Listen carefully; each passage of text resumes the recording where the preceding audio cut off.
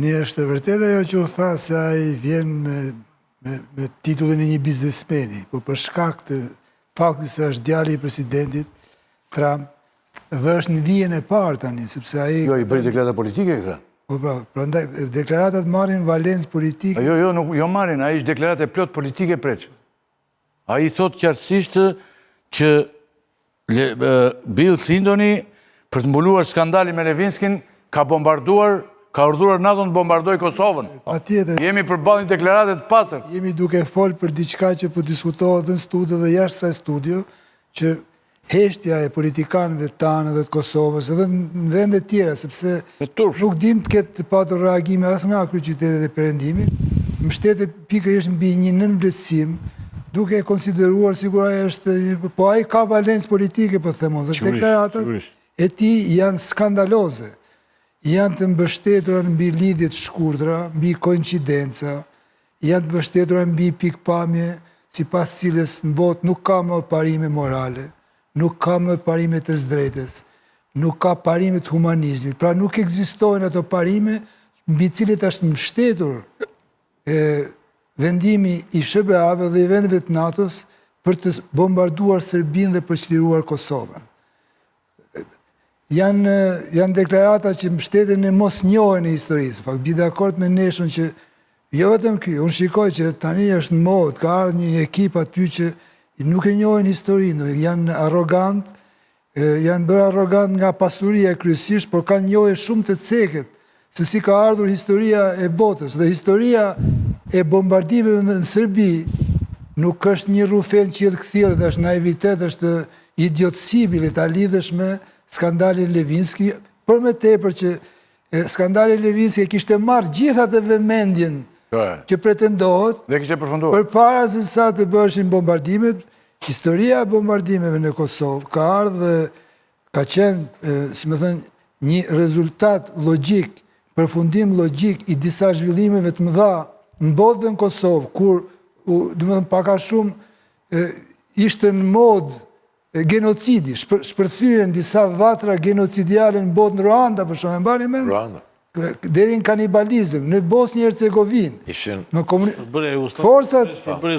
Forcat e brenda Bosnjë e Hercegovinë, Kaskat Blu, u turprun nga forcat serbe, ushtrit serbe, masakrat, pastaj në Kosovë. U parapri nga një varg ngjarjes derisa shkum te konferenca Rambujës, që ka pas deportim, ka pas deri tek kulmimi tek masakrat, vrasjet e me radhë. Pra u kriju përshtypje sikur në botë, edhe unë kam qenë këshilltar, me qenë se po përmenden poste këtu, të asaj kohe, unë kam qenë këshilltar i presidentit Recep Mejdani dhe kam ndjek nga afër, shumë nga afër, dhe Paskali e din gjithë të histori. Dhe u kriju një përshtypje në botë, sikur nuk ka më një autoritet force, apo një autoritet moral që ka dhe forcën për t'i dalë zot skeqës, për t'i dalë zot padrejtësive, kundër skeqës. Dhe këtu, Shtetet e Bashkuara të Amerikës sigurisht që i dolën zot, por në aleancë me vendet e Evropës, sepse të mos harrojmë se bombardimet u ndërmorën nga forcat e NATO-s me konsensusin e fuqive të mëdha, Jacques Chirac, presidenti i Francës, që në atë përshtypjen e përgjithshme Franca gjithnjë mendohej si aleat e Serbisë, ishte një nga presidentet më aktiv në mbrojtje të bombardimeve. Ishte kryeministri britanik që ishte skifteri, pararoi për bombardimet. Ishte Silvio Berlusconi. Nga njerëzit ka drejtuar paralel me Bill Clintonin është kryeministri britanik. Silvio Berlusconi në... Tony Blairi ka drejtuar pothuajse barabar. Silvio Berlusconi... Tony Blairi bindi Bill Clintonin për këtë punë, thuhet. Pra ishte Silvio Berlusconi në Itali. Bile e majta italiane ishte e lëkundur, por ishte opozita italiane. Silvio Berlusconi, një udhëheqës i qendrës djathtë, ishte edhe ky në mbështetje të fuqishme të bombardimeve. Pra bombardimet kanë një parahistori, kanë një justifikim të plot për atë që po ndodhte. Bombardimet u bën për të mbrojtur një popullin shqiptar të Kosovës nga genocidi, deportimet, zhdukja, largimi, shpopullimi. Pra, gjitha këto arsye, e fundit ishte tetori i bën bombardimet e NATO-s një ngjarje madhore në historinë e botës që vendosi disa parametra të rinj, të moralitetin politik, të drejtës politik, e drejta e mbështetur mbi forcën, e drejta e mbështetur mbi drejtën e vendeve për, siç ishte Kosovë, për pavarësi, por e mbështetur mbi forcën.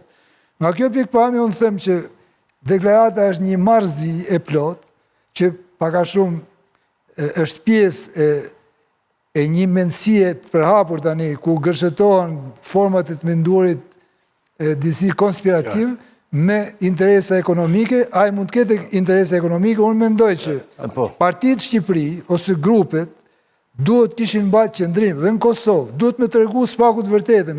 Zotëri je plotësisht i pa ditur për këtë që ka ndodhur. Kjo ka një histori të dhimbshme. Por, e thashtë pak më parë, këtu tani nga Washingtoni po na vijnë plot lajme tilla që tregojnë mungesë njohje, por ne dëgjojmë vetë presidentin që tha, në këta palestinezë dhe Gazës t'i qojmë tjetër kundër, tjerë dhe i qasim me një filozofi imobiliare, thoshin, në një historie me gjak, me drama, me vrasje, me shprëngulje. E fundi që të them lidhje me Kosovën. Kam një mendim pak ndryshe nga zotërin që folën. Unë mendoj se nuk do ndryshoj gjë për Kosovën dhe po të them argumenti. Bile, sepse jam dakord me neshën në një pikë që Trump vërtet është i paparashikueshëm. Por, se më thënë, gjithnjë befason. Por, ka një të mesme që të mesme ati afrohet tek ajo që është e qëndësishme. Si që është për shembull ajo që po ndodh në Ukrainë, që ne shpresojmë që do ketë një marrëveshje të paqes. Por, marrëveshja e paqes, për është paradoksi, që duket paradoksale, marrëveshja e paqes në Ukrainë, në fakt është në favor të historisë Kosovës. Sepse Rusia e ka përdorur shumë herë këtë argumentin që ju ndryshuat kufit me forcën e bombardimit të NATO-s. Ai po njeh krimen. Po ti mendon se Trumpi e mendon këtë që ai po njeh krimen dhe ka marrë një pjesë territori? Ka një histori vetë. Zoti Ylli, jo se më lejon për këtë argument ka drejt, zoti Preçi. Jo, ke shumë drejt, është i vetmi argument që bie poshtë. Domethënë, gjithmonë tini këtë argument është duke dëgjuar buri që e dëgjon buri që kemi në foto. Jo, shiko, ka një gjë. Se ne nuk po më ne nuk mund të futemi në mendjen e presidentit Shëbëave, se do ishte jo vetëm pretendiozë. Jo, nuk e kemi mendjen, po ne themi që do na bëj presidenti Shëbëave. Ne tani dim këtë gjë që ka fol i biri, po s'ka fol asnjë zyrtar amerikan. Nuk i ka bëjë hon askush. Deri tani kemi një urim për pavarësinë e Kosovës, që njihet pavarësia, paka shumë përmendet pavarësia e Kosovës. Ka një histori tjetër. Unë di që mendoj që politika Trump, paradoksalisht për disa ambiente politike në Shqipëri, mund t'i kthehet një marrëveshje paqes me ndryshim. Mos shkojmë te Trumpi, se çfarë do bëj? Cili është? Ne kemi filluar ta vëmë re se ç'po bën Trumpi. Po pra. Një njeri tani që deri dhe thotë Kanadaja është e kemi ne, shteti pesë. Por gjithë leadershipi politik Kanadas ngritën këmbë dhe i thotë stop. Bile i thotë stop edhe njeriu që përfaqëson Groenlandën në Groenland, jo nga Danimarka. Atë doja thonë me Kosova. Minut. Askush. Jo, edhe shqiptarët. Po doli dikush aty me fol. Të gjithë do. Po kështu, ja thash Kërzenit unë, ku ai bën qasjen, ma dërgojnë tani, pa lidhje për qëndrimin e NATO-s në Kosovës dhe në Ukrainë, sikur janë dy qëndrime kontradiktorë. E para. Pse veprohet ndryshe, thotë është double standard. Pse veprohet ndryshe NATO-a në këtu? Dhe ndryshe në Ukrainë. Ajo është tjetër gjë më ylli. Tallet dhe me Evropën. Shumë keq. I biri, miri babaj tani. Një minutë. Ne më ka ardhur për të ndërtuar dhe tallet me Evropën. Thotë Evropa perëndimore do të normalizoj, dhe këtë eve në thonjza, do të normalizoj, thotë, marrëdhëniet Kosovë-Serbi. Por skandalozën. E fut në thonjza këte. Po të bëhet kjo politike shtetit Amerikan, e gjithë Kosova do ngrihet. Po e bën njerëzit e mi, sot njerëzit i pyesja unë në Tiranë, për të bërë emisionin që i njoh mirë e bukur, thoshin erdhi botë tjetër, lere më Biden dhe këto. Çfarë duke folë më thosh? Ti po na pyet ne, unë po të them në emisionin tënd, dhe tani kjo deklaratë, ky opinion regjistrohet.